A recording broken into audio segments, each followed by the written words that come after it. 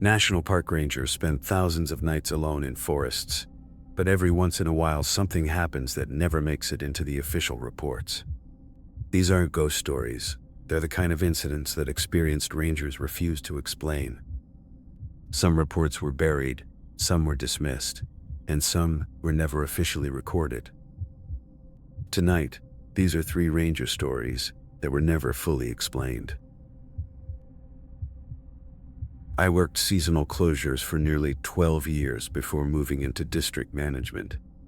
Closing a campground for winter wasn't dramatic. It was paperwork, plumbing, padlocks, and the quiet satisfaction of leaving everything ready for spring. That's why I still remember every detail of that evening. It was late October, in a high-elevation campground tucked beneath lodgepole pine and fir. Snow had been forecast overnight, so we accelerated the closure schedule by a day. I started with the restroom buildings. I shut off the main water valve, opened every drain, blew out the supply lines with compressed air, locked both concrete buildings, and signed the maintenance checklist. Then I walked every campsite. Most visitors had already left because temperatures were dropping below freezing after sunset.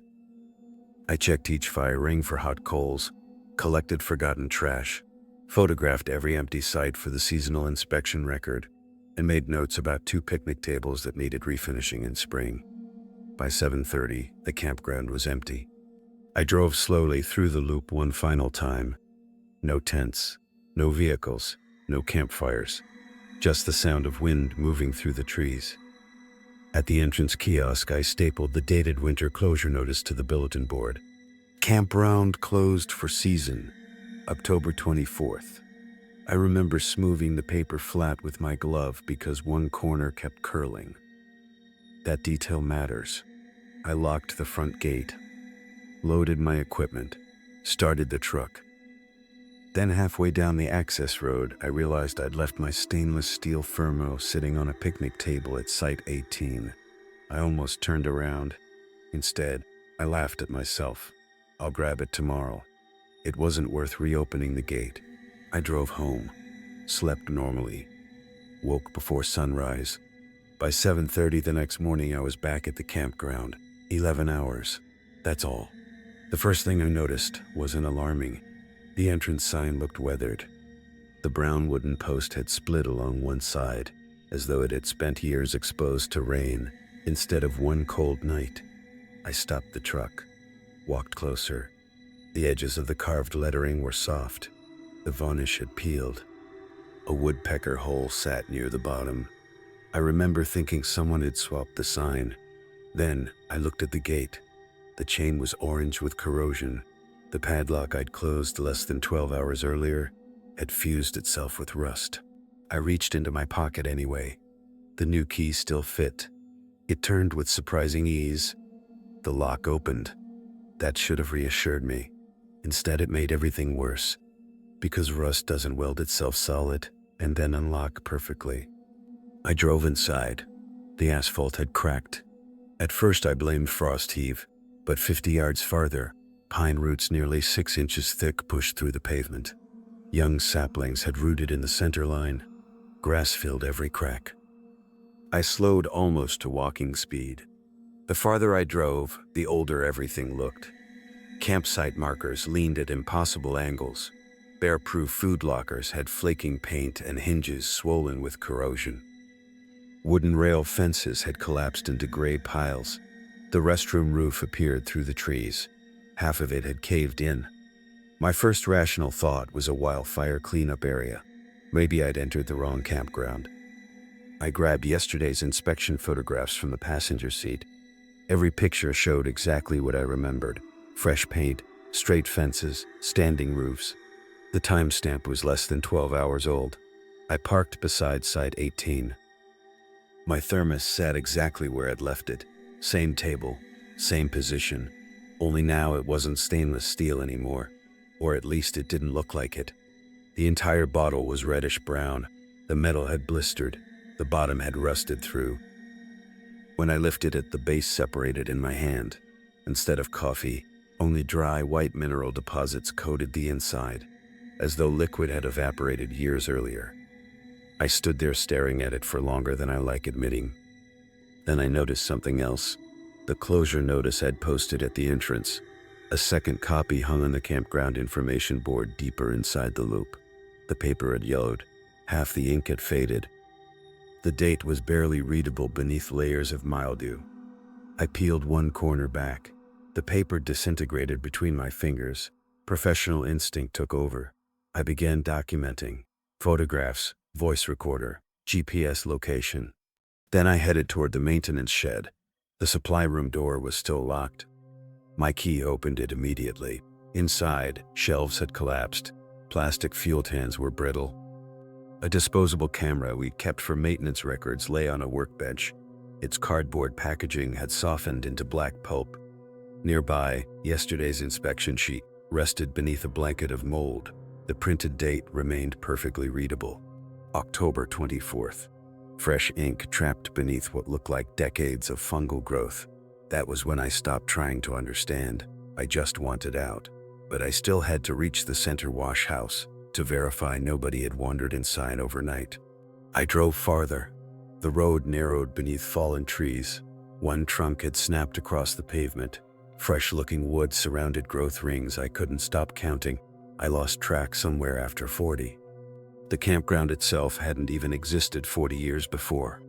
Near the central loop, I began noticing campsites that shouldn't have existed. Fire rings built from stacked stones, crude benches carved from fallen logs.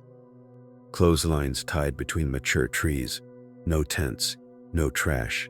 Just careful human arrangements that looked maintained for years, not abandoned, lived in, without people. The wash house stood ahead, or what remained of it. Concrete walls leaned outward. The roof had collapsed into the middle. Vines climbed broken windows. I stepped closer. Then I saw my truck. Behind the wash house, white, National Park Service markings, same district number. Same scratches on the passenger door. Same license plate. My license plate. Only the vehicle wasn't parked. It had become part of the landscape. A pine nearly 3 feet thick had grown straight through the engine compartment. The body had collapsed around the trunk. Glass was gone. The frame had become lacework made of rust. I walked toward it. Inside the driver's seat rested an old ranger jacket, sun-bleached, rotting. The embroidered surname over the pocket matched mine. I never reached it. A sharp crack echoed beneath my boots. The pavement shifted. Another crack, then another. The wash house tilted sideways. Concrete split open beneath the parking lot, exposing corroded utility tunnels below. Pipes collapsed into orange dust. The truck dropped nose first as the ground disappeared beneath it. I ran. The road behind me broke apart in sections. Every step kicked through asphalt that crumbled like dry bread. A water line burst beneath the surface, not with water, but with brown powder spilling upward. I didn't stop until I reached the entrance. Behind me, the center of the campground folded inward, not explosively, slowly, like everything inside had simply exceeded its natural lifespan at once. I called dispatch. By the time the maintenance crew arrived later that morning, I was waiting outside the gate with photographs, video, and a statement I knew sounded impossible. We walked in together. Everything was normal. Fresh asphalt, standing buildings, straight fences. The restroom roof was intact. The maintenance shed looked exactly as it had the evening before. My thermos sat on the picnic table at Site 18. Bright stainless steel, still warm. Someone joked that I must have skipped breakfast. Nobody laughed after I reached beneath the thermos. There, pressed into the wood, was a heavily corroded ranger badge. It wasn't mine, not exactly. It carried my name, my employee identification number, except it wasn't an ID number I had yet. The sequence belonged to a hiring system the agency wouldn't adopt until the following year. Administration eventually labeled the incident a documentation error, combined with stress after a long season. Most of the photographs I'd taken inside the campground were unreadable, corrupted by severe digital artifacts. The only clear image showed my thermos sitting on that picnic table, with something dark underneath it. I've kept both badges ever since. My current badge hangs in a shadow box above my desk. The corroded one rests beside it. Every engraving matches. Same name, same agency, same identification number. There's only one difference. The old badge carries a retirement date, 32 years after that October morning, a date that hasn't happened yet.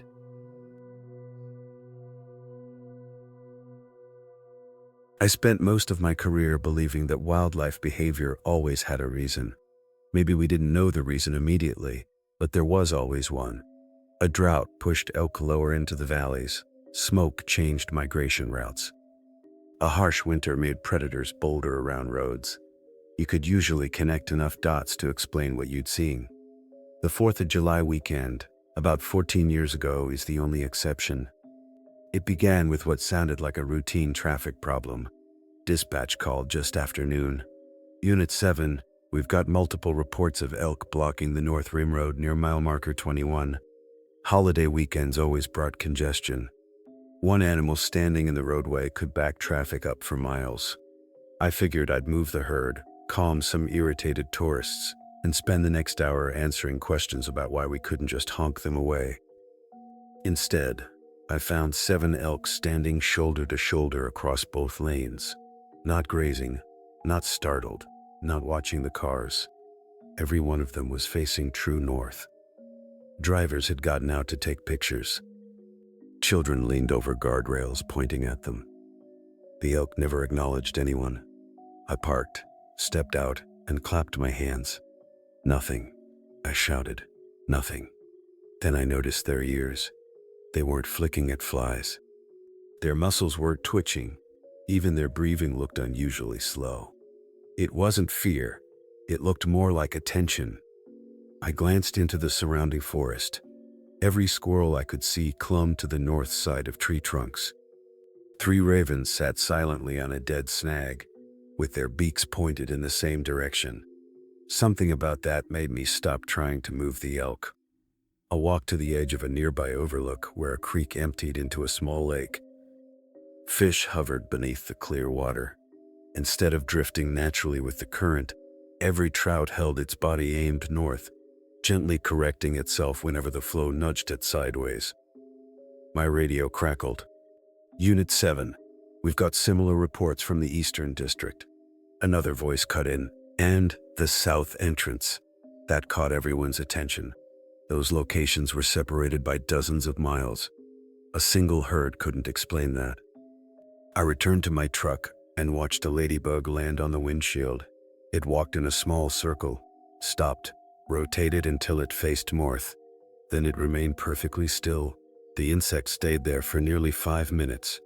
Dispatch requested immediate wildlife assessment. By the time I reached the visitor center, reports had multiplied faster than we could record them.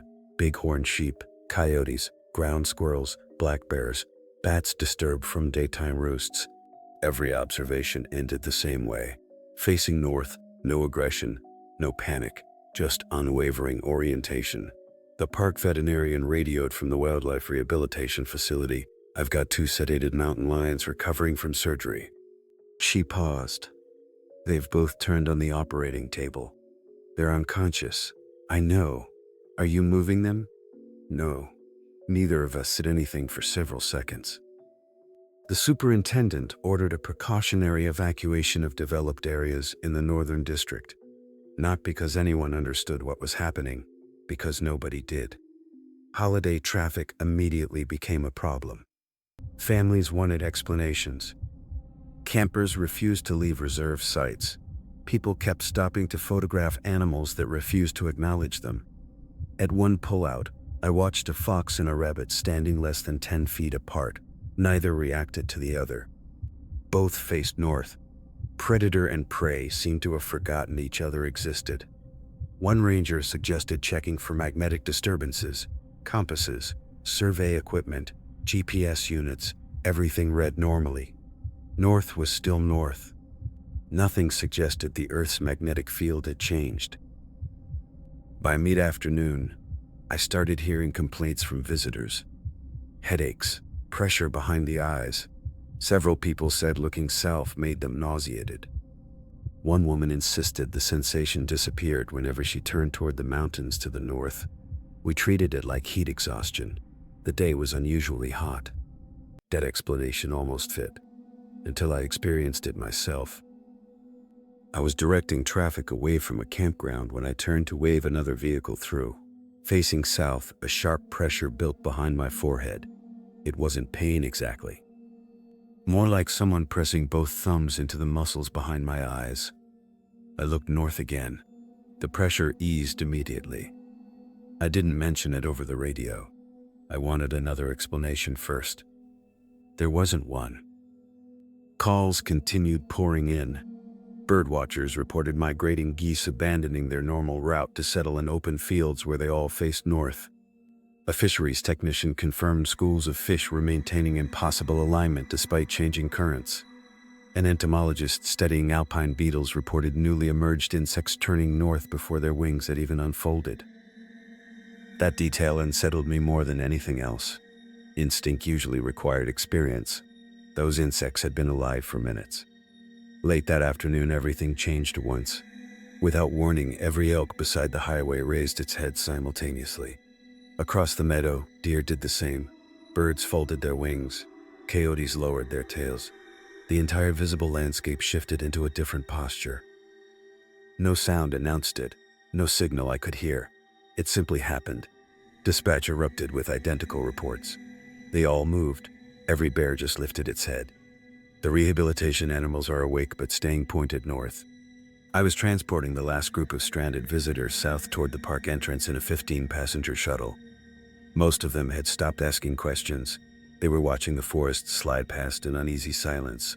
Then my right shoulder twitched. I adjusted my grip on the steering wheel. The twitch returned, stronger. My right hand began pulling the wheel slightly left, north. I corrected. The muscles in my forearm tightened again. This time both arms worked against me. Not violently, relentlessly, like someone else had decided where the vehicle should go. A teenager in the second row gasped. My neck. An older man reached for his shoulder. I can't. One by one, passengers began leaning toward the driver's side windows. Nobody screamed. They looked confused more than frightened.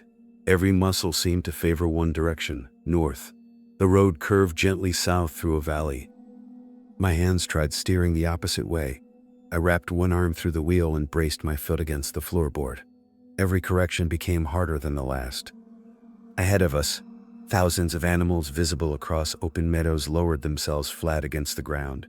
Elk, pronghorn, coyotes, even birds settled onto branches with folded wings. Everything living became as low as possible.